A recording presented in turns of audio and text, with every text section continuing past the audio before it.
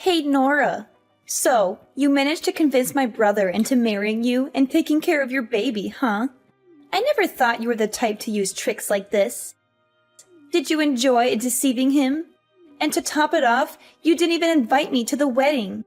Hi, Harper. I didn't actually trick Ryan into marrying me. Actually, we didn't hold a wedding, but only went to register and had a small party with our friends. Besides, it was Ryan's idea, not mine. I wanted to wait for you to come back and give us your blessing, but Ryan said you didn't have the right to decide whom he marries. Tell me, what did you do to make my brother fall so deeply in love with you? He is a successful, rich, handsome man, and yet he chose to be with you, even when you were still married and pregnant with your ex-husband's child. How did you manage to enchant him? Harper, where are you getting all this information? I told you clearly that Ryan and I met a year after my divorce. Our love is genuine, and I didn't have an affair while I was married. The baby is only about 2 months away from being born. Can't you bless Ryan and me? Why do you keep hating me and making baseless accusations? Oh, come on. You're a master manipulator, and it sickens me to see my brother fall for your lies. You must be thrilled now, thinking you'll get to take all of my brother's property, right? It's like you planned this from the beginning. Did you and your ex-husband fake the divorce so you could conspire to steal everything from Ryan? First, you seduced him, but behind his back, you were still with your ex-husband. And then you got pregnant and made Ryan think it's his child. All to manipulate him into marrying you. Once you get all his assets, you'll probably leave him and go back to your ex-husband, right? Wait, are you seriously unemployed, Harper? I thought you must be a famous fiction writer because your imagination is running wild with these fictional stories. I have nothing to do with my ex-husband. He was abusive and a gambler, and I struggled to get away from him. Since falling in love with Ryan, I've never asked him for expensive gifts or used him for money. I truly love him and cherish our relationship. Why do you keep accusing me of wanting to rob Ryan? So now you're saying I'm just a parasite, always asking for Ryan's money? You need to understand, Nora, I'm Ryan's sister. I have every right to share in his success and wealth. Besides, when we were kids, he promised to take care of me and provide for me in the future. He's just fulfilling that promise now, isn't he? Everything was going fine until you and your baby came into the picture. I never said you were a parasite, Harper. But relying on a promise made by a 5-year-old is a bit unrealistic. You're 40 years old now. Shouldn't you be taking care of yourself? A promise is a promise, Nora. Once you say it, you have to do it. You manipulated Ryan into not caring about his family anymore. And now you're free to decide how to use his money, right? And it was you who convinced him not to give me any more money. He used to support me, but now he refuses every time I ask. He says he wants to save for his family and children. It's ridiculous. My own family? I'm his real family. Harper, I didn't manipulate Ryan or tell him not to give you money. That's his decision. And stop with the baseless accusations and hate just because you might lose out on some money. Oh, I see. You don't hate me because I was married to another man and not deserving Ryan. Any girl who marries Ryan will be hated by you and get unreasonable accusations like this just because you will lose your money? It's absurd. Are you suggesting that Ryan should spend his whole life working hard and living alone just so that you can continue living lavishly and happily? That's incredibly selfish. Oh, don't use such harsh words to talk about me, will you? I never said I forbid Ryan from getting married, but any potential sister-in-law must get my approval. She has to be wealthy, obedient, and afraid of me, so I can control her and get more of her and Ryan's money. I had someone in mind for Ryan, a rich girl I knew, but your arrival ruined everything. I just can't understand what Ryan sees in you. You're ugly, poor, and unremarkable. Harper, I don't know what to say. But do you think your obsession with money is becoming alarming? You should consider seeking help. It's not healthy to be so fixated on wealth and control. Are you saying I'm crazy? Of course, I'm going crazy now that I'll be left with nothing and won't be able to attend fancy parties anymore. But here's an idea, Nora. If you want to improve our relationship and I never doubt the origin of the baby in your belly, then help me with something. I don't quite get what you mean. What are you trying to say? Well, I mean, haven't you been scolding me all this time that I can only live off and depend on Ryan? If so, then I decided to invest in stocks. A friend told me about a surefire company that will increase fivefold in 1 month. But, you know, the money that Ryan gave me last month, I accidentally spent all of it on going to parties and traveling with friends. So now I don't have any more money. So can you tell Ryan to give me $300,000 to invest? Once I make a profit, I promise never to bother your family again. 300,000? What a ridiculous number! That's equivalent to Ryan's 1-year salary already. You also know that Ryan has given most of his monthly salary to support you, so he doesn't have a backup fund, right? Now all of a sudden, you ask for such a large amount of money? Where would I get it? It's easy. Borrow money from your friends and relatives, or even take a loan from a shark if you have to. And if you're worried about trouble, get Ryan to mortgage his house to the bank. There are plenty of ways to make money. Trust me, once I make a killing in the stock market, I'll repay this house for you, and I won't interfere in your lives again. What if the stocks don't go as planned, and you lose all the money? If it really comes to that, won't you not only run out of money, but Ryan and I will also fall into debt and lose this house? You really don't know how to talk. Why is your mouth full of foul words? I haven't invested yet, but you said that I've lost the money? That's just too much to worry about. Let me tell you, a friend of mine heard secret information from Wall Street that the stock of this company is going to skyrocket. It's a sure thing. Come on, my dear sister-in-law, you must believe me. If I earn a lot of money, I will definitely not forget your help. I'm just cautioning you about the risks. But if you're confident, then go ahead and invest. Doing something is better than doing nothing, right? That's right, you finally get it. Now transfer the money to me. Transfer money? What money? Do I owe you anything? Nora, don't play dumb. You agreed to give me $300,000 so I wouldn't bother you and Ryan again. Now, if you want to transfer the money, do it. Actually, no. I never agreed to give you any money. What do you mean you didn't agree? You made the offer and I accepted. Now stop stalling and transfer the money. I never made any agreement to give you money. I was just curious about what you would say. I never offered anything. You must have misunderstood. This is ridiculous. Stop trying to manipulate the situation. You offered to give me money and now you're backtracking? Don't try to deceive me. I heard you loud and clear. Now transfer the money. I won't transfer any money because I never agreed to it in the first place. You need to stop making baseless demands. But if you don't give me money, how am I going to have money to invest? Well, let me see. Well, yes, you can borrow from your friends, or get a loan shark, or mortgage a bank property. Oh no, wait. Do you have any property to mortgage? If so, you can start accumulating money by getting a job. You're so conniving. Why do you dare to face me like this? I can't borrow from my friends. They'll look down on me. And I don't want to deal with loan sharks and their high interest rates. Working? Why should I work hard for months or years just to earn a small amount of money when I can have millions overnight? It's laughable. You can't expect to become rich overnight without any effort or risk. It doesn't work that way. If you want money, you need to work for it or invest wisely. Stop talking bullshit. You definitely have to give me money so that I can change my life, become a rich person so nobody can look down on me anymore. So you're saying I should give you money so you can change your life and become rich? Not a chance. You're just my sister-in-law. I have no responsibility or obligation to support you like a queen. Besides, Ryan himself warned me not to let you manipulate me or lend you any money. You'll regret treating me like this. I'll find a way to get what I want with or without your help.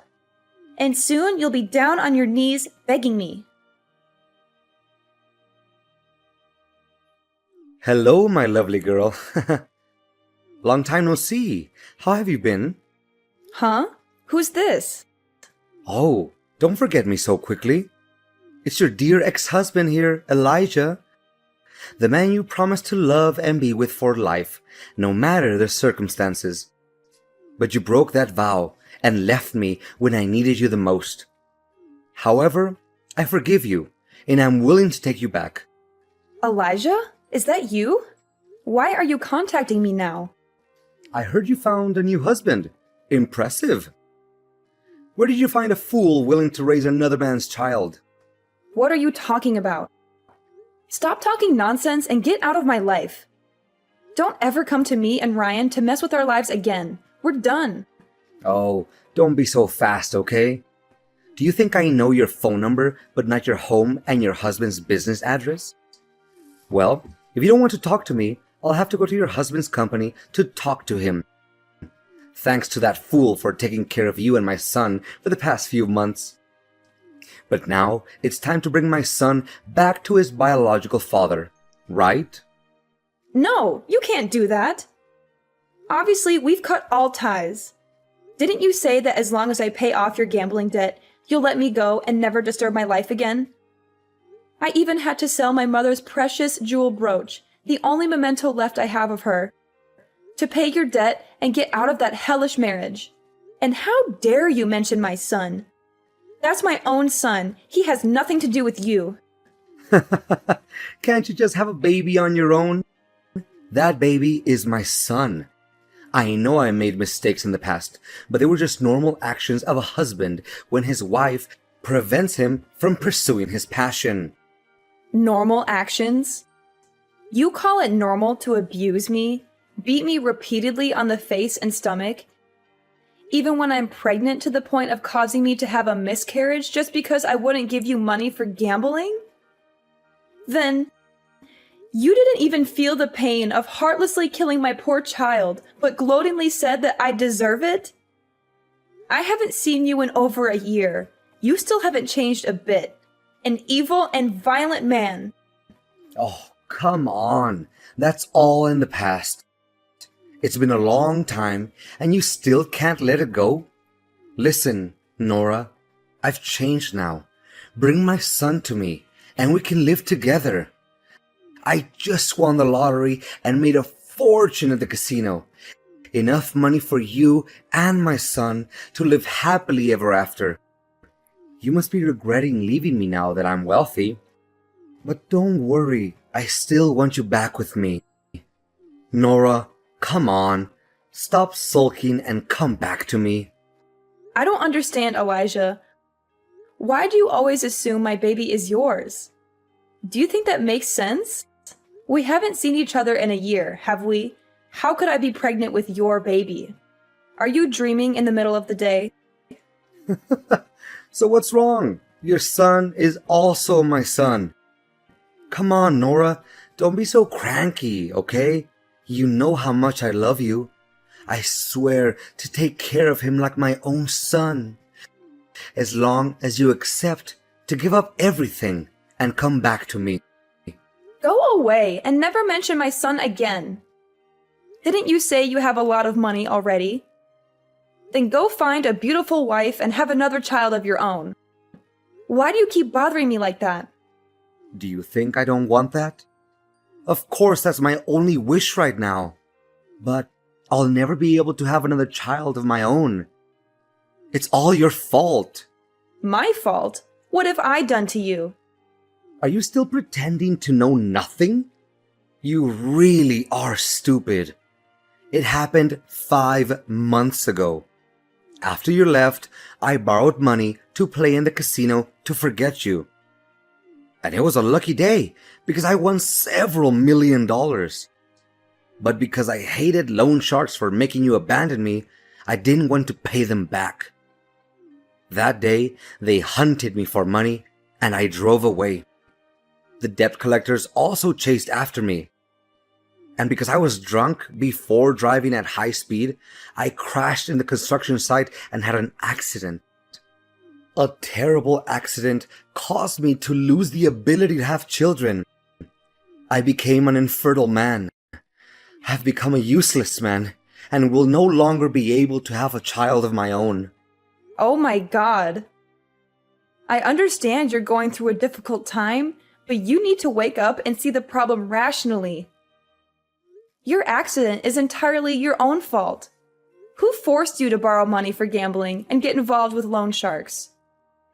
Drinking and driving was your decision too. Don't blame me for leaving you when you made my life unbearable. If you had been a good husband, worked hard, and loved me without abuse or violence, maybe we wouldn't have had to get divorced. Oh, now you're living a happy life. So you don't care whether I live or die, huh? Is that right? No matter what I say, you'll find a way to argue back. After our son disappeared, you were delighted because it gave you an excuse to divorce me. You moved on to a happy family and had another child with that man. You've forgotten about our poor child, haven't you? You don't deserve to be a mother. Enough! Stop it now! Not a day goes by that I'm not haunted by that horrible day. It was your fault. You lost all our money gambling and came home to force me to borrow more. When I refused, you hit me, even though I begged you to stop because I was pregnant. But you didn't listen, and you kicked me in the stomach, saying I didn't deserve to carry your child. I still have nightmares about that day.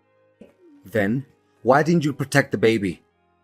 If you had, I would have a biological child now. You're useless. How dare you blame me? If it weren't for your mother at the time, kneeling down begging me to forgive her because she was old, you were her only relative.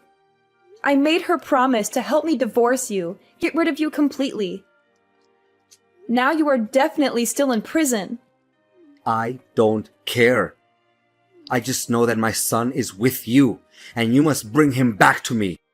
If I can't have a happy life, then neither can you. Are you threatening me? Let me tell you something. I'm no longer the weak and helpless Nora you once knew. This time, if you dare to touch my husband and children, I will make sure you regret it. Now get the hell out of my life! Harper, did you take my son somewhere? I went out to buy you a cake, and when I returned, both you and my son were gone. What? Your son? Why should I be responsible for such a smelly, messy creature? Can't he take care of himself? And you call yourself a good mother, leaving your child alone at home to go out. I didn't leave my son alone at home. You suddenly showed up and asked for a cake, so I went out to buy it for you. Before I left, I specifically asked you to look after my son. But when I came back, you were gone, and my son is missing. Are you blaming me now? Sure, I heard you muttering something about babysitting, but I didn't agree to it. Don't assume that I have to do everything you say. Besides, if the baby is lost, what's the point of looking for him? You and Ryan could just have another baby. How can you say something so heartless? That's your nephew, Ryan's biological son. So what? He's just a baby. But if you're so desperate to find him, you probably will get disappointed. Although he might not be in this country anymore. Look, forget about him. Move on and have another baby. I won't give up on finding my son. I will do whatever it takes to bring him back. You're so stubborn, Nora. Maybe he's better off without you. Perhaps he's living a happier life than he ever would with you. What do you mean by that, Harper? How can you say such a thing? How can you say that when my own son is missing? I can't just move on. He's my flesh and blood, and I won't rest until I find him. Well, good luck with that. Now I have to spend this huge amount of money. It's so wonderful.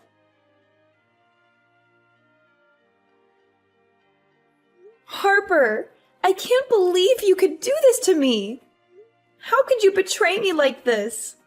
I am beyond disappointed in you. What's your problem, Nora?